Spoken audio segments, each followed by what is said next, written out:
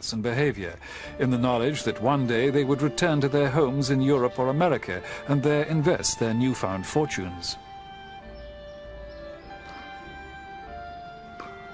For certain minority groups, there would be a different outcome. Marble Hall was the home of a wealthy Armenian, Sir Paul Chater. He amassed an enormous fortune and left it to Hong Kong. The Kadoorie family, Jews from Baghdad, made their wealth and home here and today remain great benefactors. Parsis were some of the first traders to buy land in Hong Kong. Sir Homas G. Modi was responsible for building the University of Hong Kong at his own expense. Religious and ethnic minorities who left their homelands and came to Hong Kong have left an astonishing legacy of development and philanthropy. But what of the Chinese who came to Hong Kong with the same ambition and will to succeed? For the majority, it was a life in a shantytown and work as a coolie. Immigration continued to rise. In the Chinese quarters, overcrowding and lack of sanitation were constant concerns. But when plague broke out, it was serious. The lives of Europeans were endangered, and the port of Hong Kong might be closed. The British administration intervened. It was quite devastating because the plague flared up so suddenly. There were not enough medical officers. And so soldiers and policemen and so forth were recruited. And of course they hadn't a clue what they were supposed to do. I mean, they were just not trained for this kind of job. So on the one hand, the soldiers themselves felt very hard done by to have to expose themselves to this kind of epidemic. And on the other hand, the Chinese felt that they were being unfairly treated at the hands of people who really were not qualified to do the work they were doing. No matter what, the Chinese population of Hong Kong kept rising, and gradually successful Chinese businessmen established homes here for the first time. However, age-old addictions to opium and gambling were a constant threat to success and security. My great-grandfather lost several shops and houses in a Pai Gow game overnight. And as usual with rich Chinese in those days, he was an opium addict, but other than his opium addiction, he was fond of gambling. And it was the gambling in him and in my grandfather which brought down the family fortune. Unlike China, Hong Kong had no scholar class who would have assumed natural leadership of the community. This left the Chinese merchants to undertake the role of local elite. The governor encouraged them to establish a Chinese hospital to provide care for the destitute. The Tung Hua Committee was the result. It was the first group to be recognized by the British administration as representatives of the Chinese community.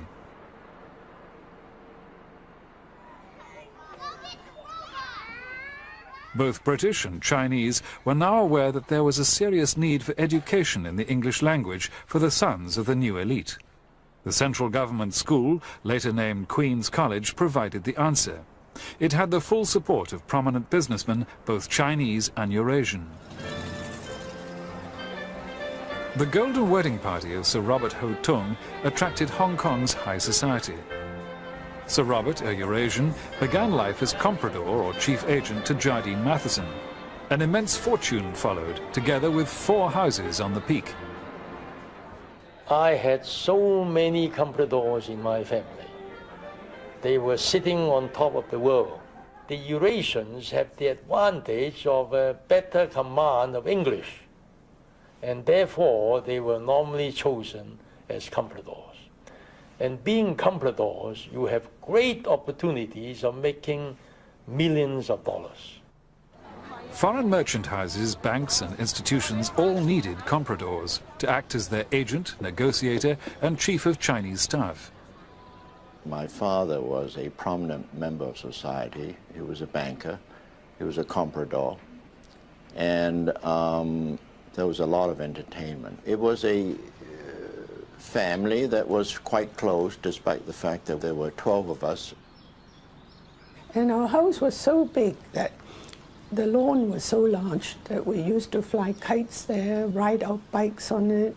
We had a Chinese drawing room, which was of all Chinese furniture, including opium divans and so on, and a Western European style drawing room. But I do remember that we were always included in all the dinners and all the teas, and they were always done on a very big scale.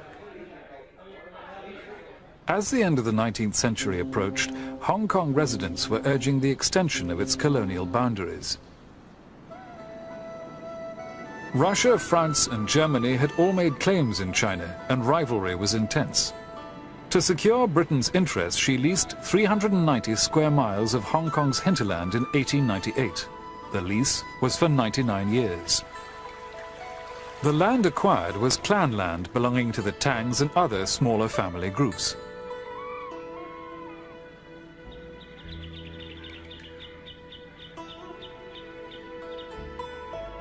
The treaty was signed in Beijing.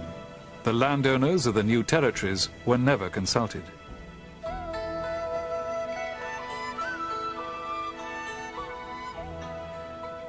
I'm not surprised that the clans reacted very, very passionately, right? And I think we have to remember that in the new territories, many of these big clans were very well organized. They had a lot of wealth. They had a lot of education. And I think they were not going to take it lying down. The clans gathered a force together and put up vigorous resistance. But the British military were better trained and better equipped. The raising of the flag was inevitable. At the official ceremony, Governor Blake read the terms of the treaty to the elders of the clans, which stated that land would not be expropriated except for public use, when it would be bought at a fair price.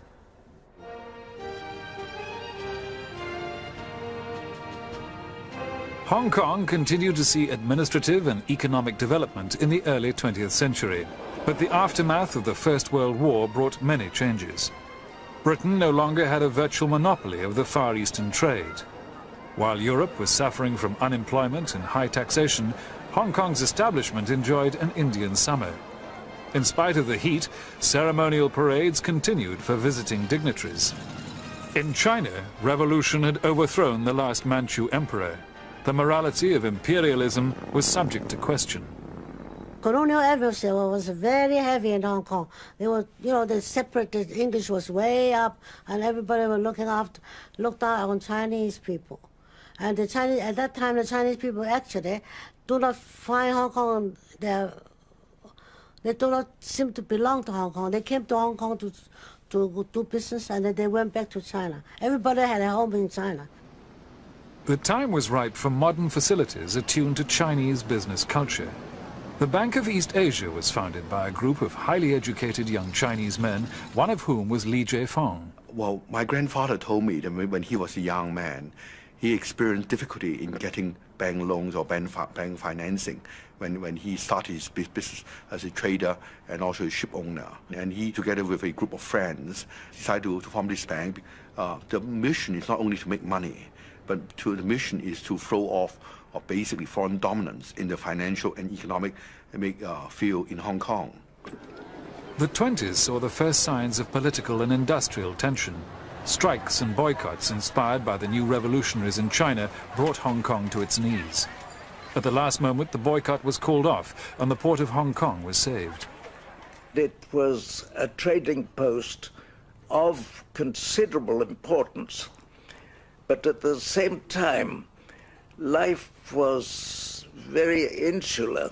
It was not international to the extent of Shanghai. Positioned at the mouth of the Yangtze River, Shanghai was the gateway to central China. Like Hong Kong, it had developed under foreign domination, but it had grown into a modern international city with an intriguing blend of East and West. It was a favorite destination for Hong Kong society. Restaurants and cafes are crowded, and dancing to modern band music is the favorite pastime of Shanghai's cafe society. Shanghai was the big city. It was the capital, as it were. Hong Kong was very much of a provincial town, small provincial town. I've often compared the two to Shanghai being London and Hong Kong being more like Hastings or Eastbourne at most. The businessmen in Hong Kong did most of their business in the morning, dictated their letters. Then they went off to the Hong Kong Club and had several gin and tonics, more than several sometimes. And afterwards they'd lie in long deck chairs or rattan chairs on the veranda, sleep it off, and go back in the afternoon and sign all their letters. And I think that was their day's work. We had a very, very nice bungalow at North Point, which was country in those days, and a lovely sandy beach all along, and mat sheds if you wanted to go swimming. And then we had this priceless donkey, and we used to ride the donkey on the main road, much to the, I suppose, the anger or, I suppose, amusement of the tram drivers. They used to stamp their feet on the bell for the donkey to get.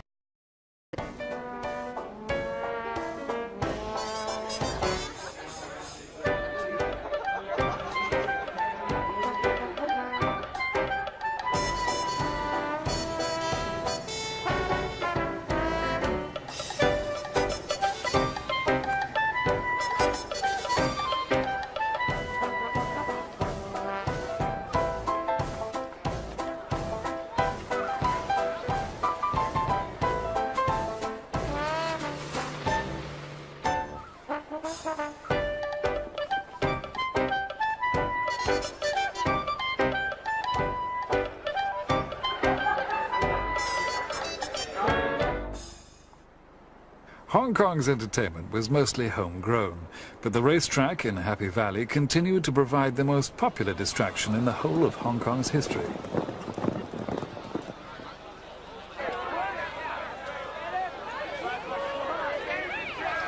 Fortunes might be won or lost, but in the 1930s the stock markets wiped out more than just the racegoers.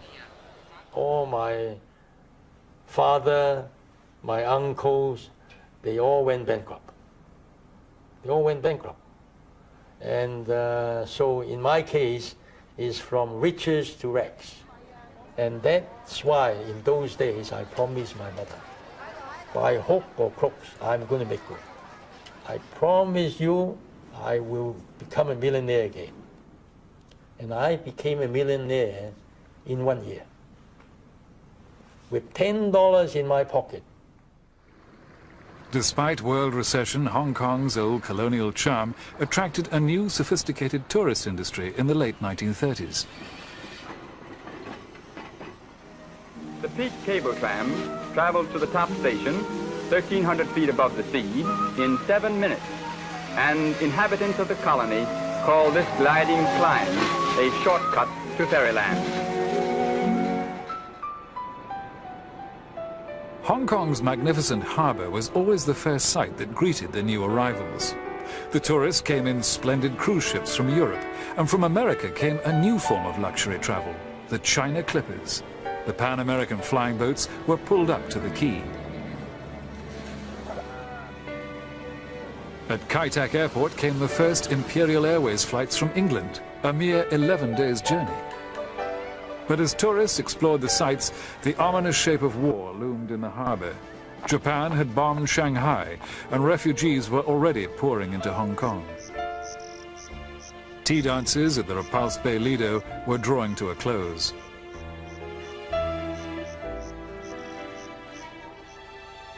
The compulsory evacuation of European women and children to the Philippines and Australia took place in July 1940. Only nurses and women in essential services were allowed to stay. Volunteers from all walks of life offered to do what they could. The Japanese had been at the border for months, but it was not until November 1941 that Hong Kong believed that war was imminent. No amount of training could prepare the garrison for the Japanese attack when it finally came.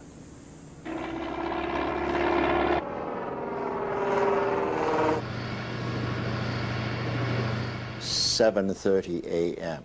on December 8th.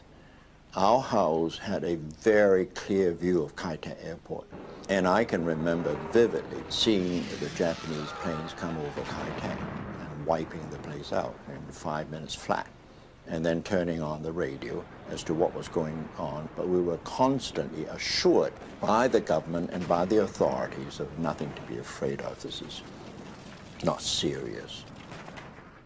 The Japanese drove forward across the border and through the new territories within days. Despite heroic attempts by the troops involved, especially the local volunteers, the battle for Hong Kong lasted only 18 days.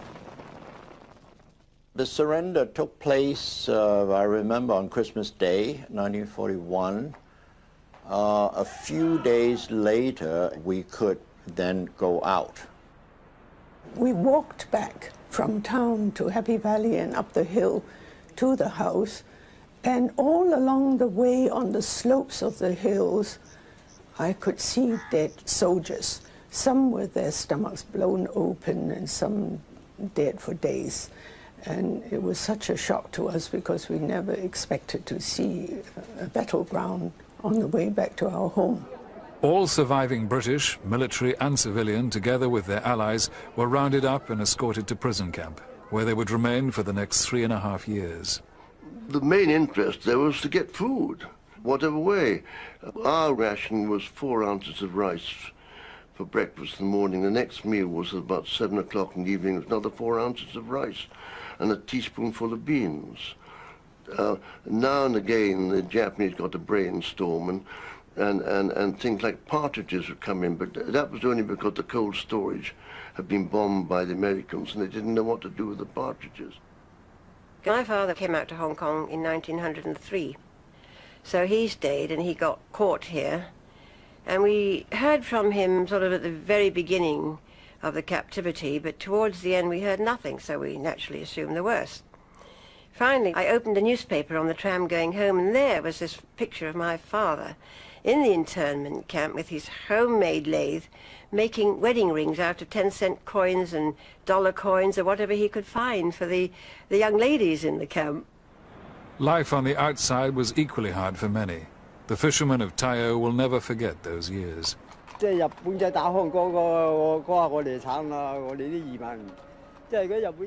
the Japanese invasion, we were very miserable, we fishermen.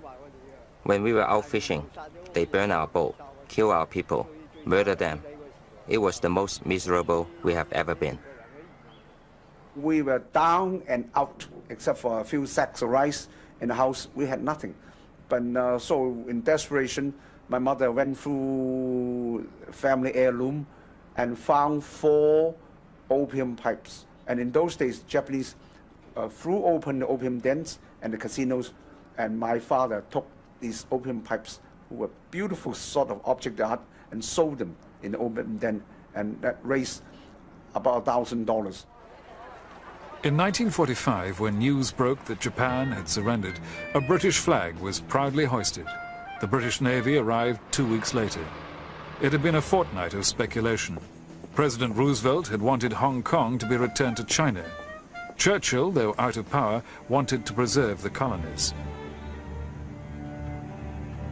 As Japanese soldiers were relieved of their arms, Admiral Harcourt prepared to accept the surrender on behalf of Britain and China.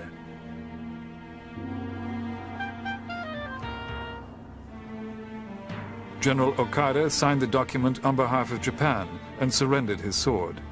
In the streets of Hong Kong, it was time for celebration.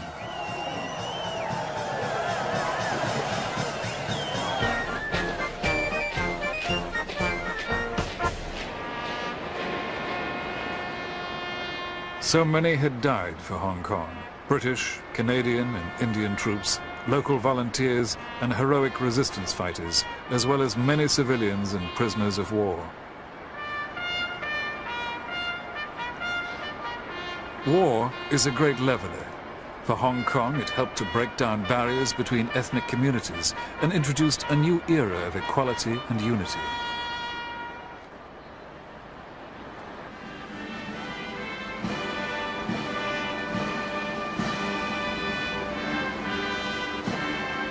In the years since 1945, Hong Kong has grown dramatically. So much is owed to that rare combination of fine administration and extraordinary human endeavor.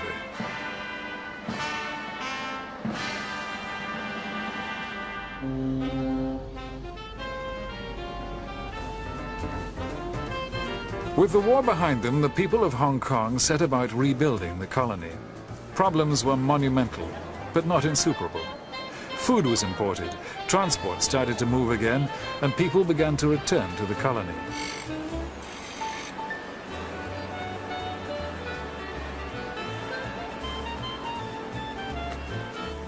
Hong Kong's small industries were about to be overshadowed with the arrival of highly professional businessmen from Shanghai who feared a communist takeover in the mainland.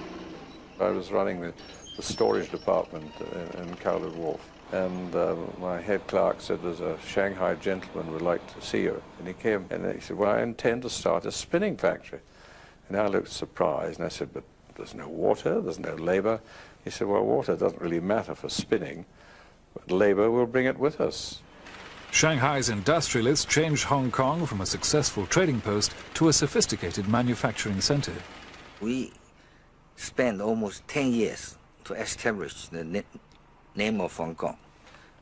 So after 10 years, our efforts success. So everybody accept our quality with world standard. That's, I think, I'm very happy to achieve this. The arrival of the Shanghainese was just the beginning of immigration from China on a grand scale. As Chinese cities fell to the communists, Hong Kong was ill-prepared for the consequences.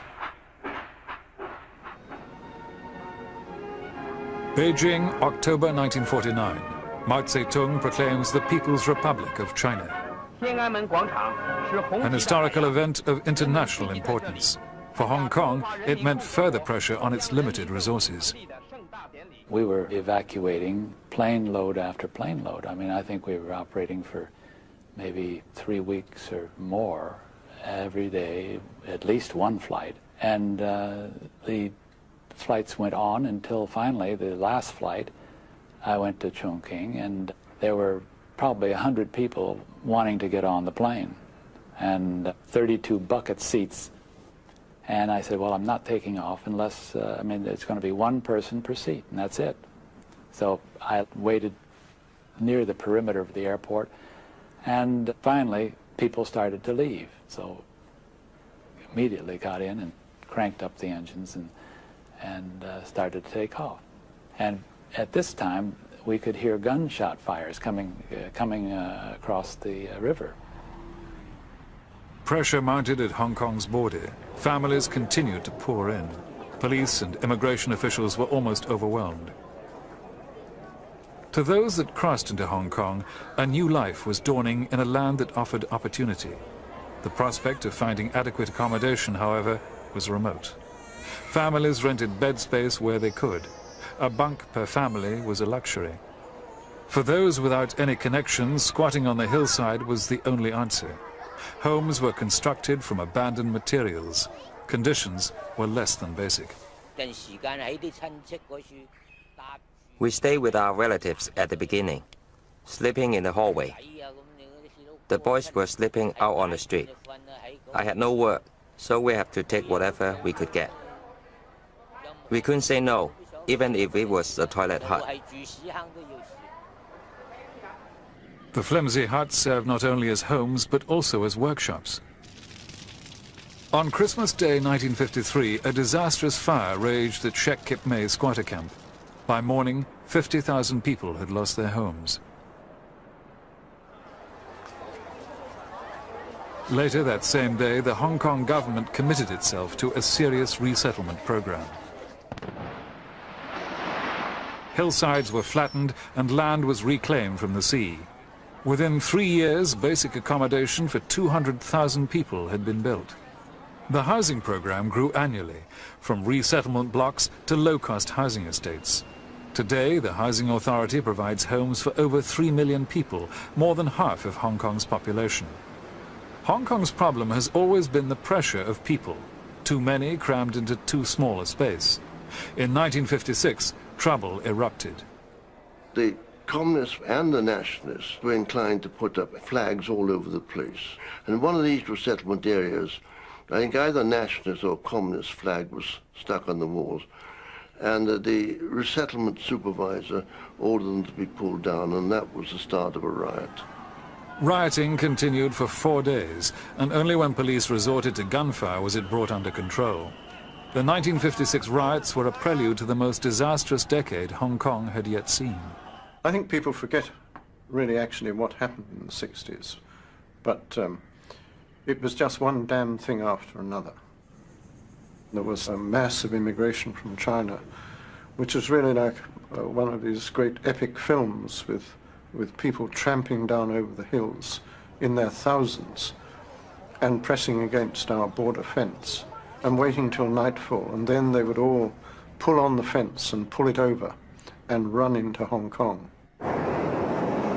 Typhoon Wanda swept in from the South China Sea and devastated Hong Kong. Many died. Great cargo ships ran aground and fishing boats were smashed to pieces. Despite the typhoon, a terrible drought plagued Hong Kong. Water was turned on once every 4 days and only for 4 hours at a time. Rumors spread of bank collapses, and worried depositors caused frantic runs on some of the local banks. Fearing for the safety of their money, they struggled desperately to withdraw their funds. A 5-cent fare increase on the Star Ferry was the start of another unexpected outcry. It was an unpopular move. Our timing was lousy with hindsight, but it seemed such a tiny amount to put on the fare. But anyway, as events turned out, it was not very popular at all. Rioting raged for nights. Looting and arson were expressions of social deprivation, but the damage was soon overshadowed by events in China. Mao's Cultural Revolution had stirred the political hearts of China's youth. Would this same passion reach Hong Kong and disrupt society, which had only recently recovered from such damaging riots? Outside Government House, 3,000 demonstrators chanted and waved their little red books. What started as orderly protest led to a frightening summer of random bombings. Somebody put a bomb outside of my house. In those times, I was really scared because the house was so big and empty, just the two of us. My husband goes very early to hospital and comes back quite late. The disturbances were the finest hour of the Hong Kong police. By the end of the year, the troubles were all but over. It was time to look forward. Hong Kong's assets has always been its people, and the people of Hong Kong is well known to be resilient. Throughout the centuries, they learned to roll the punches, and even when they're down and out, they never lose hope. They rise again and come again and take and fight another day. From toy manufacturing to electrical goods, the people of Hong Kong emerged as an industrial force to be reckoned with. Local entrepreneurs grabbed every opportunity that presented itself, and rags to riches stories were commonplace. It was a golden age for Hong Kong. The people were hard-working, capable, and adaptable. As the world moved into the electronic age, Hong Kong was ahead of the game. Manufacturing growth had brought new life to Hong Kong shipping. The harbour was never busier. Then came the container revolution. Today, Hong Kong's container port is the largest in the world. With the huge expansion in the economy came the need for more land. The rural valleys of the new territories provided the source. Farming land was surrendered in return for a proportion of building land. As land prices rocketed, original settlers made profits. But their traditional way of life would never be the same. In the old rice paddies, containers now stand. Storage space is desperately needed. The ancient farmlands are providing the answer.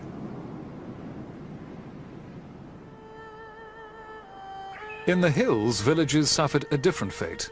Their small rice crops couldn't compete with cheap bulk imports. Access to market was a long walk over the hills. It was time to go. All original settlers were eligible for British passports. Many took the opportunity and launched the Chinese takeaways of England and around the world.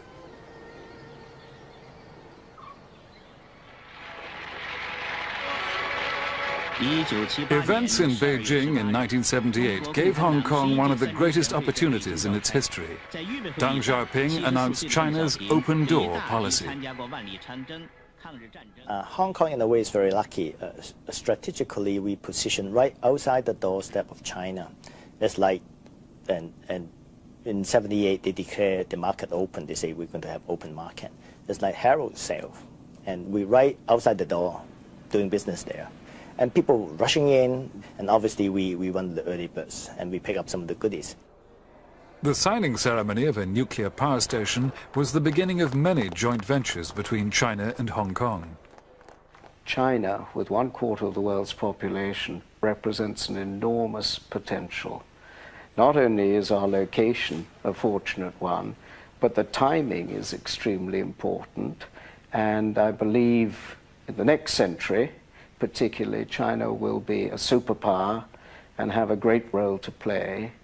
And if we can assist in that, well, that's exactly why we're here.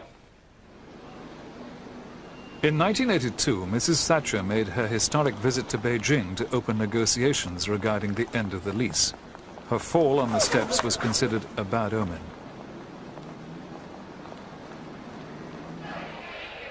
The stock market dropped dramatically. Hong Kong's confidence in the future was further shaken. Oh, at that time we never thought that this would, the British would give up the colony back to China. Never thought of it. It never occurred to us. The joint declaration was signed, whereby Hong Kong would be returned to China when the lease ran out, and in return China would maintain Hong Kong's social and economic systems for a further 50 years. Hope was restored. Hong Kong went into overdrive. The 80s for Hong Kong, that was the big boom. Hong Kong women have become independently wealthy, and they dispense with their money very freely.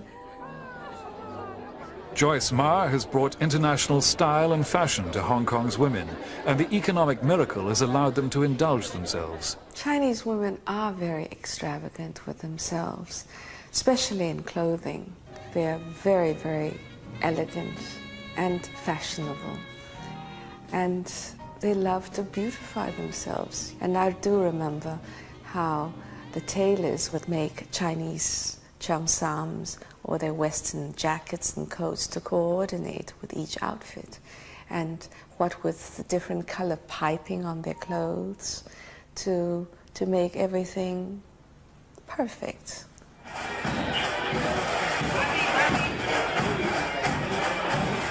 The Indian community celebrates the golden wedding of one of their leaders.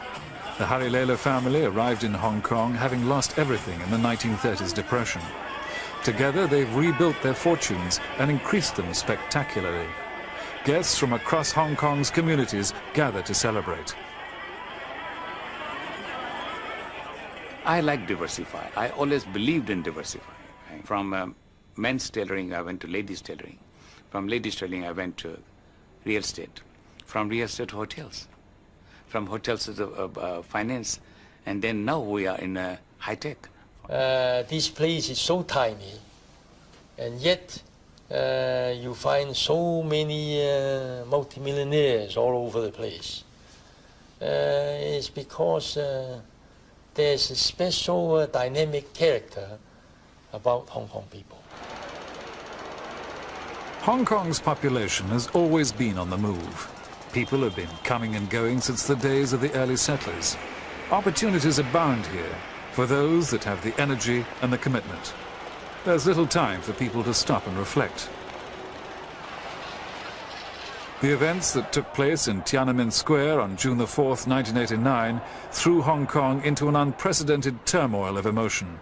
Statue Square became a shrine. Thousands of people came to lay wreaths and pay their respects.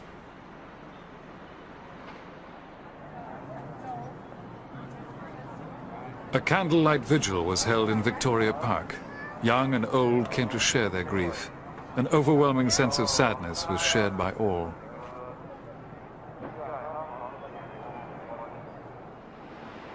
Despite their feelings, Hong Kong's people got on with their business and tried to look forward.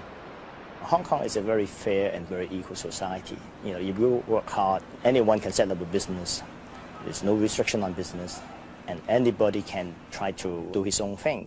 And the government will give very little intervention. You know, we maintain the minimum law and order, minimum social benefit, minimum medical support. I think the cost on the society is low.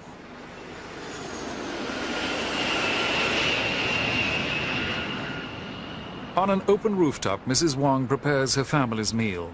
Her husband is the building's caretaker. They're living in one room with their 5 children. There's no water, no drain, and no bathroom. But her children study hard and have ambitions to be doctors, policemen, or businesswomen.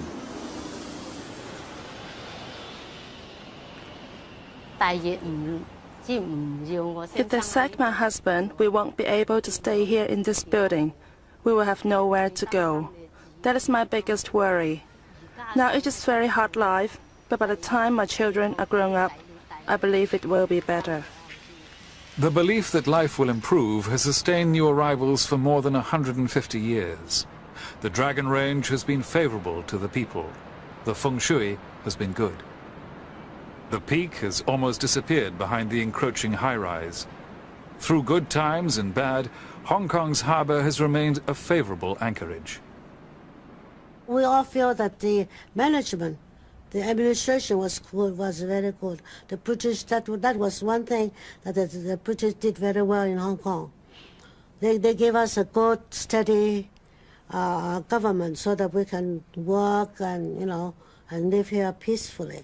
And we appreciate that very much.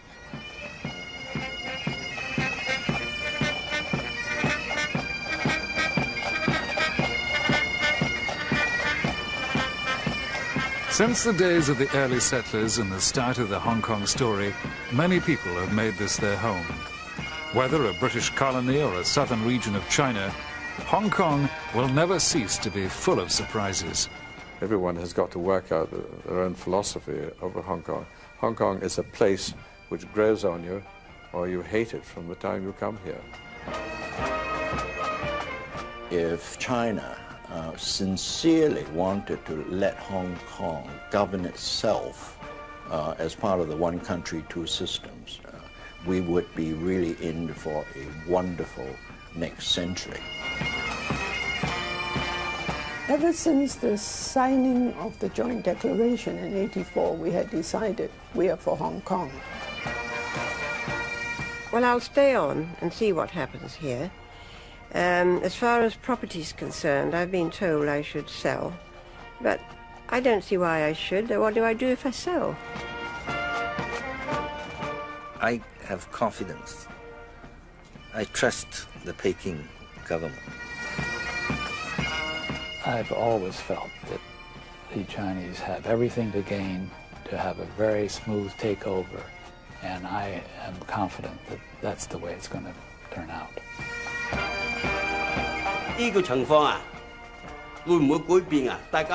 Whether the situation will change or not is unclear.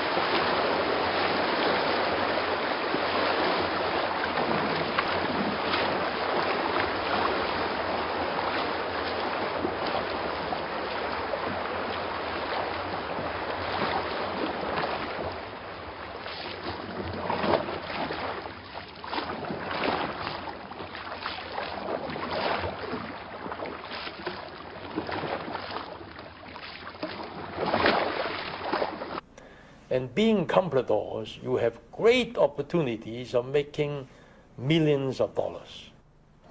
Foreign merchant houses, banks and institutions all needed compradors to act as their agent, negotiator and chief of Chinese staff.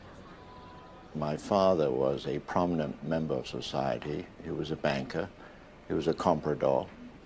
And there was a lot of entertainment. It was a family that was quite close, despite the fact that there were 12 of us.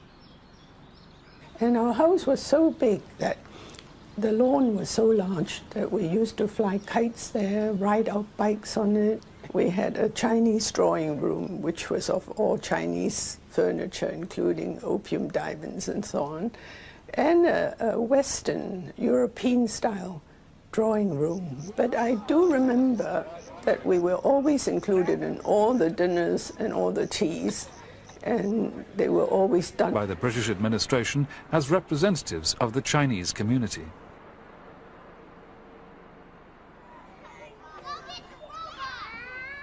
Both British and Chinese were now aware that there was a serious need for education in the English language for the sons of the new elite. The central government school, later named Queen's College, provided the answer. It had the full support of prominent businessmen, both Chinese and Eurasian. The golden wedding party of Sir Robert Ho Tung attracted Hong Kong's high society. Sir Robert, a Eurasian, began life as comprador or chief agent to Jardine Matheson. An immense fortune followed, together with 4 houses on the Peak. I had so many compradors in my family. They were sitting on top of the world. The Eurasians have the advantage of a better command of English, and therefore they were normally chosen as compradors. No matter what, the Chinese population of Hong Kong kept rising, and gradually successful Chinese businessmen established homes here for the first time. However, age-old addictions to opium and gambling were a constant threat to success and security. My great-grandfather lost several shops and houses in a Pai Gow game overnight. And as usual with rich Chinese in those days, he was an opium addict, but other than his opium addiction, he was fond of gambling. And it was the gambling in him and in my grandfather which brought down the family fortune. Unlike China, Hong Kong had no scholar class who would have assumed natural leadership of the community. This left the Chinese merchants to undertake the role of local elite. The governor encouraged them to establish a Chinese hospital to provide care for the destitute. The Tung Hua Committee was the result. It was the first group to be recognized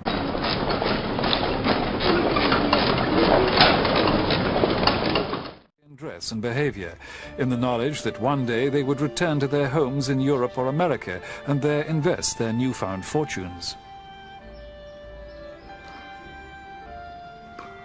For certain minority groups, there would be a different outcome. Marble Hall was the home of a wealthy Armenian, Sir Paul Chater. He amassed an enormous fortune and left it to Hong Kong. The Kadoorie family, Jews from Baghdad, made their wealth and home here and today remain great benefactors. Parsis were some of the first traders to buy land in Hong Kong. Sir Homas G. Modi was responsible for building the University of Hong Kong at his own expense. Religious and ethnic minorities who left their homelands and came to Hong Kong have left an astonishing legacy of development and philanthropy.